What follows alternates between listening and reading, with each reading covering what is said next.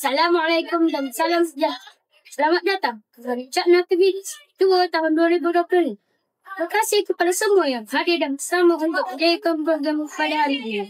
Semoga isiannya bisa memberi manfaat dan menggerakkan bersama sekolah membawa dan pemuda.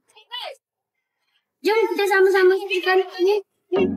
Assalamualaikum warahmatullahi wabarakatuh.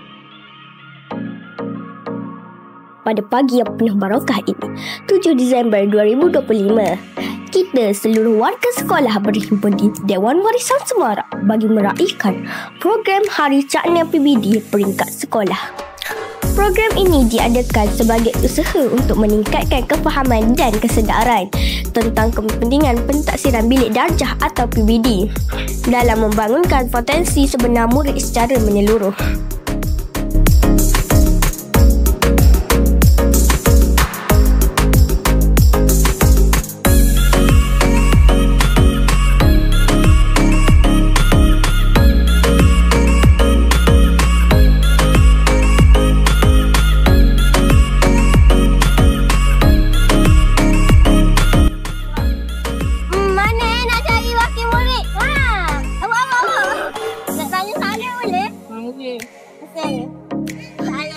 Soalan pertama, bagaimanakah cara yang membantu kamu belajar dengan lebih baik?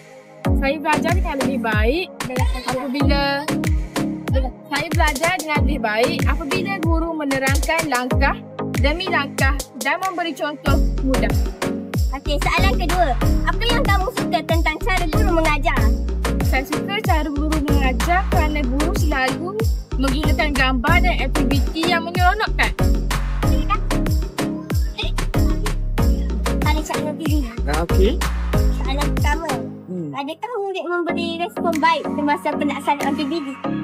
Okey, berkaitan dengan PBD ni. Okey, pada secara keseluruhannya, okey, murid ni memang memberi respon yang baik dan murid tersebut aktif dalam aktiviti dan menunjukkan minat yang baik dalam belajar lah. Soalan kedua. Apa dia? Tugas guru dalam PBD. Okey, tugas guru dalam PBD ialah memerhati, lepas tu merekod perkembangan murid dan memberi bimbingan kepada murid.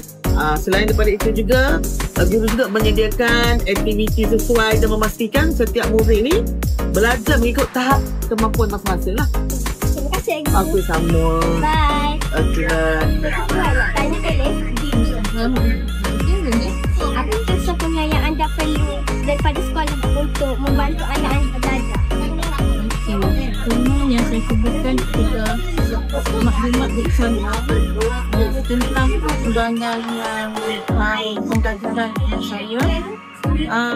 Serta juga pasangan untuk saya membantu pembelajaran tersebut. Adakah anak anda menunjukkan perkembangan positif dalam pembelajaran? Ya, saya menunjukkan sedikit perkembangan positif seperti dia lebih berminat dalam pelajaran dan juga berani bertanya. Terima kasih. Dengan ini, berakhirlah Hari Cakna PBD 2 tahun 2020 ini. Terima kasih kepada semua yang terlibat dan menyokong program hari ini. Semoga apa yang diperoleh hari ini memberi kebaikan buat kita. Terima kasih.